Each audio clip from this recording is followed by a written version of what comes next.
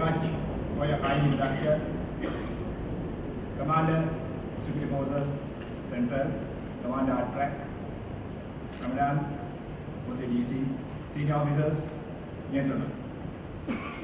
In the next 30 minutes, I'll try to speak on the impacts of technology and modernization and relate them to the principles of war.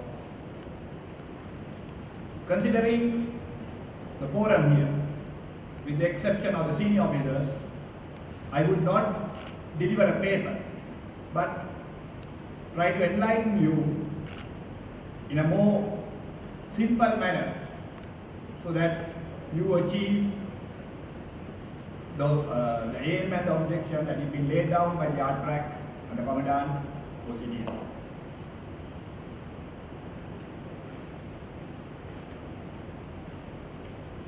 First, let me try to give you some definitions on what technology and what the principles of war is. Initially, then I will try to relate technology into the principles of warfare. And so finally, I try to tell you how the modernization of the technology or the impact that has been created on the modernization and technology on the principles of war.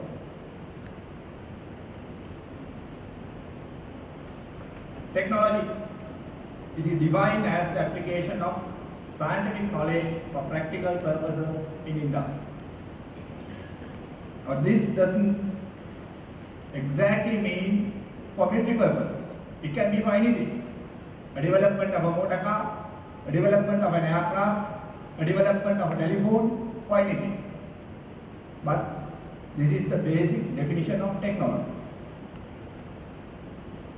Let's look at what information age is. Information age is known as the computer age, or the digital age, or a new media age. It's a period in human history characterized by the shift of the traditional industries that the industrial revolution brought through to an economy based and information computerized. Next, we will see what the principles of war is.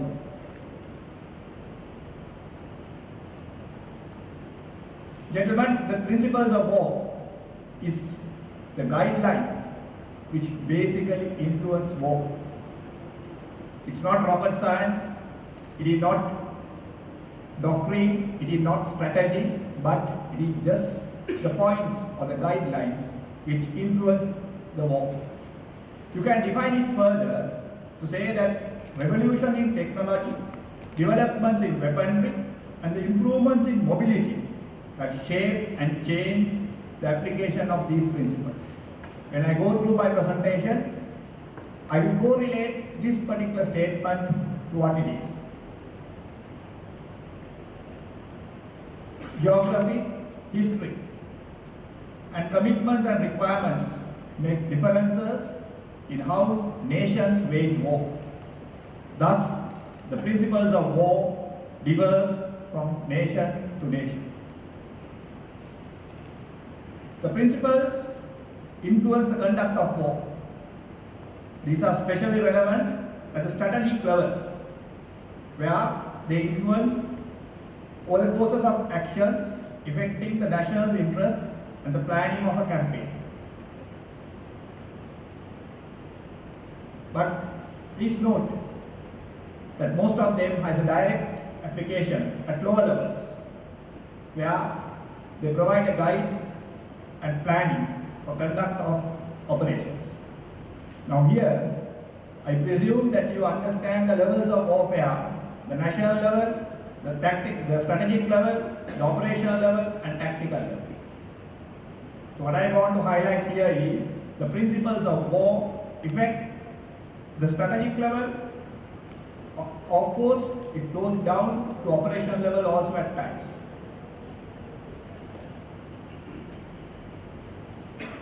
The earliest known principle of war was spoken by Sun Tzu, the Chinese philosopher, 500 years before Christ. Subsequently, Niccolo Machiavelli, Italian philosopher, also spoke about the general rules of warfare in 1521. Henry, Duke of Rohan, another Frenchman, established guides for war in 1644. Marquis de Silva, not a Sri Lankan, but a French soldier, presented his principles of war in 1778. Henry Lloyd presented a version called the Rules of War in 1781. Subsequently, the Prussian theoretist Karl von Clausewitz, whom you have heard many a number of times, wrote his version in 1812, building on his earlier work and on the works of the others. But the modern day principles has been written by Major General J.F.C. Fuller, a British scholar, a British infantryman, way back in 1925. Now, if you look at all these principles, the principles of war that have been written down by General Fuller, then the principles of war that were practiced between World War I and World War II, and subsequently the principles of war that was observed during World War II has a similarity. I have highlighted the three sets of principles written down by General Fuller, the interwar principles, that is between World War I and World War II, and subsequently the principles that was observed during World War II as follows, which you can see on the screen.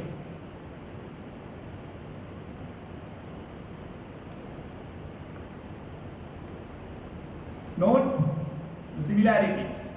For example, surprise, security, offensive action, aggressive force is similar in all principles. With that, I would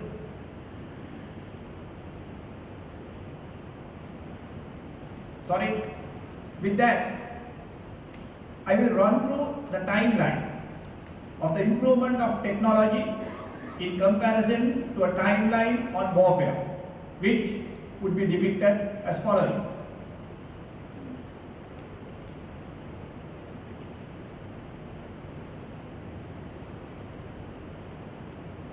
Read it out.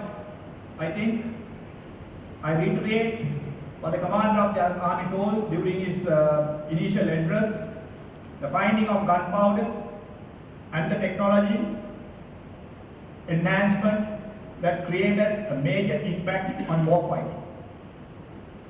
The use of the wheel between the 6th and the 4th century that was found in Greece. Then in the 9th century, finding out of gunpowder in China. Then on the 28th January in the year 28,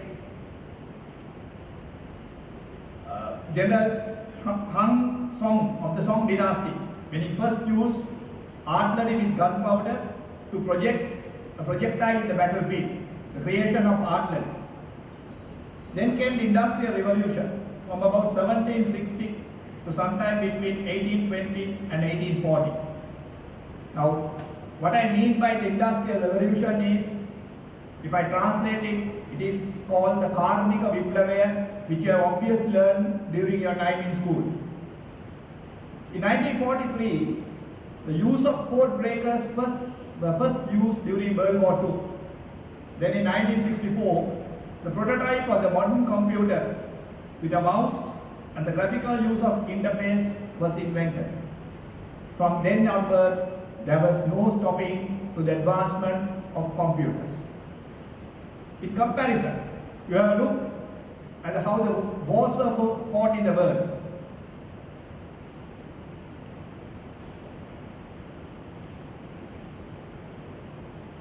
The first recorded war in the world was fought in Mesopotamia in 2700 before Christ. Then, between 1918 and 1618 and 1648, the third year of war was fought in Central Asia, Central Europe, where the nation-state concept or the Treaty of Westphalia was brought into being. Then in 1861, the American Civil War, liberating the United States of America. 1914, the World War I. 1939, the World War II. 1953, the Korean War. 1948, the Arab-Israel War. 1982, the Falklands War. 1990, the Gulf War. And in the year 2015, the coalition forces fighting against the ISIS. Now this is not the only wars that have been fought in the world, but if I try to talk about the wars that have been fought in the world, I will take the whole 3 days. It's just a selection of some. One would ask, where is the Sri Lankan war? Yes, that is also in between here. But this is some that create a major impact in the world that I have mentioned here. With the passage of the time and with the development of military theories, tactics and modernization of weapons and the equipment, the warfare too started developing, which is categorized into 4 as of date. And this was what the commander was speaking during his address. The categorization is based on the generations and in the timeline where the generations develop. Look at the axis, which gives the warfare starting from 1600 up to 2000 and beyond. Commander spoke about the first generation warfare, which is the Cold Wars, then the second generation, third generation, and the fourth generation. See how it has been developed.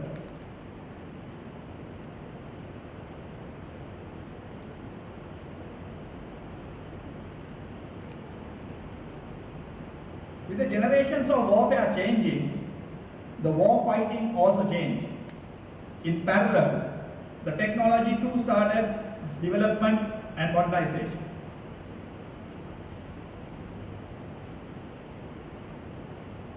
Now these slides emphasize on the first generation, second generation, third generation and the fourth generation warfare. Now if I have asked you a question, what do you understand in fighting, or what is the basic ingredient in fighting?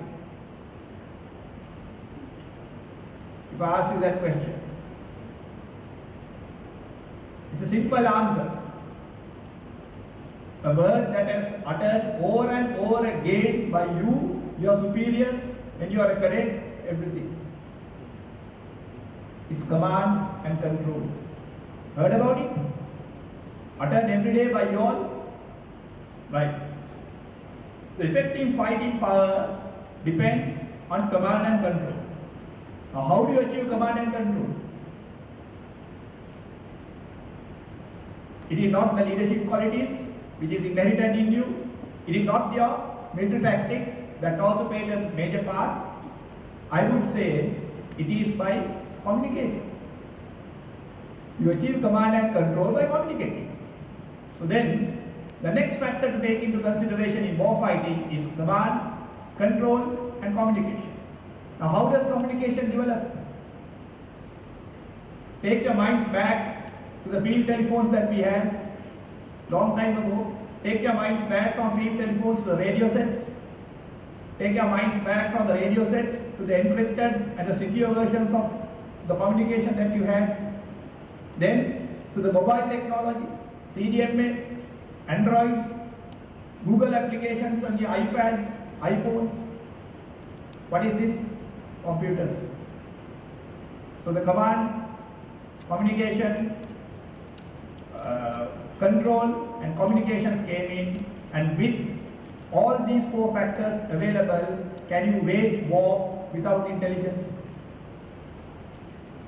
Thus comes the improvement of technology and modernization, the information age, the war fighting, which is interconnected with what you have heard of C4I. Command, communication, control, computers and intelligence.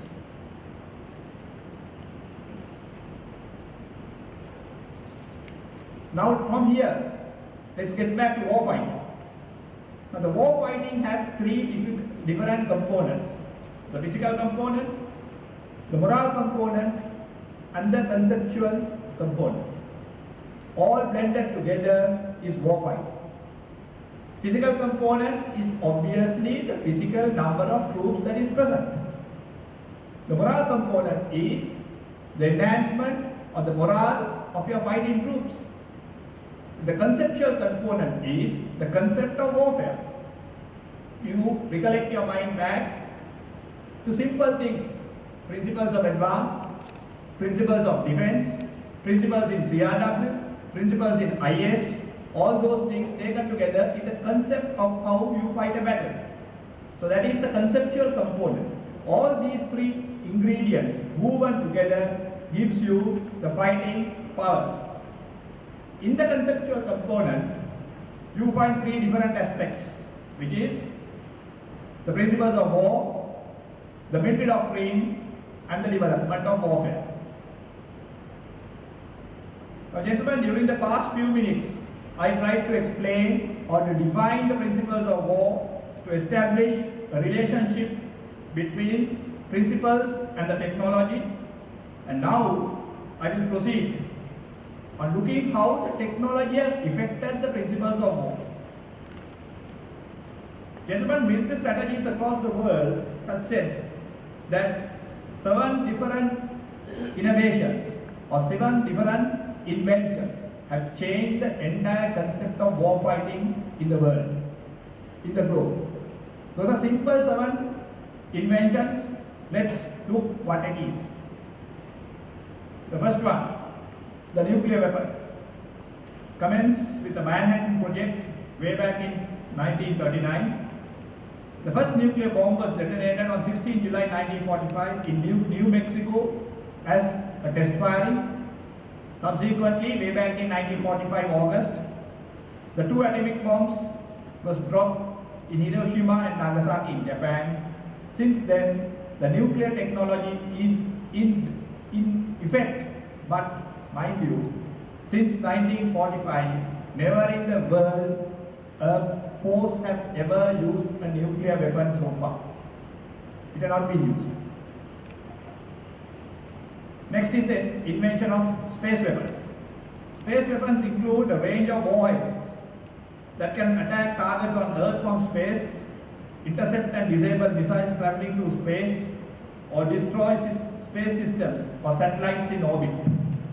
During the Cold War, the United States and the former Soviet Union both developed space weapons as the political tension between the two nations or the Warsaw Pact countries and the NATO Pact countries started escalating. Several test firings of these warheads have been done successfully, including a Chinese satellite in orbit has been destroyed by a space missile in 2007. The next invention, the stealth aircraft. Stealth aircraft, as the name suggests, helps the pilots to evade detection from the side. While planes cannot be completely invisible to radar detection, stealth planes use a range of advanced technologies to reduce the aircraft reflection, radio frequency spectrum, radar and infrared emissions. The development of stealth technology began in Germany during the World War II, but most of the well-known modern examples of American stealth aircraft are the F-35 Lightning, the F-22 Raptor and the B-2 Street. Google yourself when you get back, you will get the full technology of these particular aircrafts.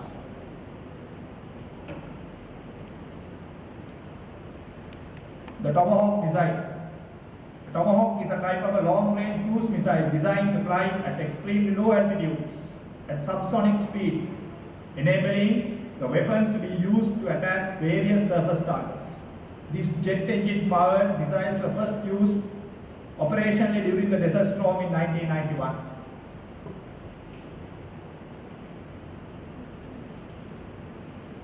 Submarines. I don't have to explain what submarines are. Everybody knows it.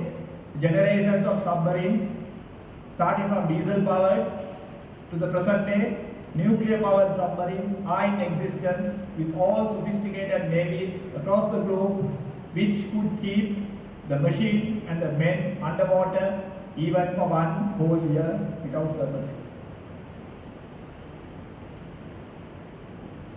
The fire and forget technology. Now this is the generations of missiles, the first generation, second generation and third generation. You know about it, the ATGWs that you have learned, the wire-guided missiles, subsequently the fire and forget missiles technology, which replaced the manual flight controlling and the electronic interface that is being used with signals generated by a computer and it is transmitted direct into the missile so that missile finds its own location or finds the correct location where to go and hit.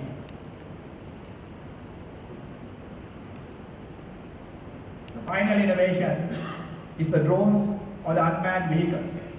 The combat drones, which are the unmanned aerial vehicles, ULV stand for unmanned land vehicles, UUV stand for unmanned underwater vehicles, enable troops to deploy weapons, invoke or conduct observations with real-time information while safely remaining miles away from the front lines.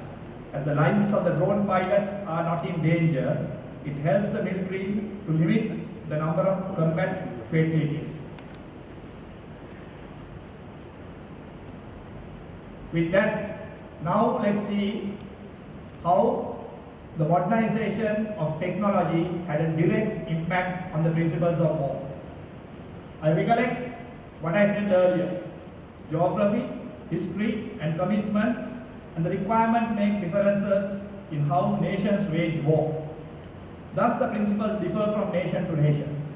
If you take or study the global principles of war today, the United States has its own set of principles, the Israel has its own set of principles, China has its own set of principles, India has its own set of principles. Unfortunately, because the Sri Lankan defense doctrine is yet in the formulating stage, we do not have our own set of principles, but we use the British principles of war for our teachings and our conduct of warfare.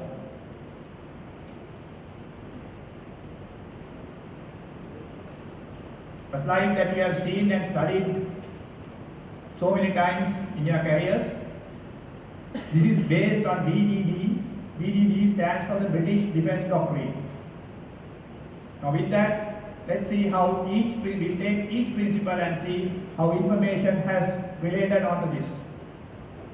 Selection or maintenance of aim, which is the single and the ambiguous aim in the keystone to success of military operations. Selection and maintenance of aim is regarded as the master principles of war. Now how do you select your aim? On what? Few things, intelligence, or where the enemy is. Next, how do you go and attack the enemy? The IPB process or the intelligence preparation of battle. Digitalized maps, satellite imageries. Now all these are due to the technological advancement of the world that you can start planning without physically going on ground but being on a particular station when you have real-time information. The purpose of this principle is to direct every military operation towards a clearly defined, decisive and attainable objective. The ultimate purpose of war is the destruction of the enemy's forces and his will to fight. The correct selection and the maintaining of the aim would be to strategically paralyze the enemy in a relatively short period of time by focusing less on the enemy's armed forces and more on his leadership, the C2 and infrastructure. Is that correct? Takes your mind back to the humanitarian operation. What did we toil for 30 years and which we achieved at the last stage to destroy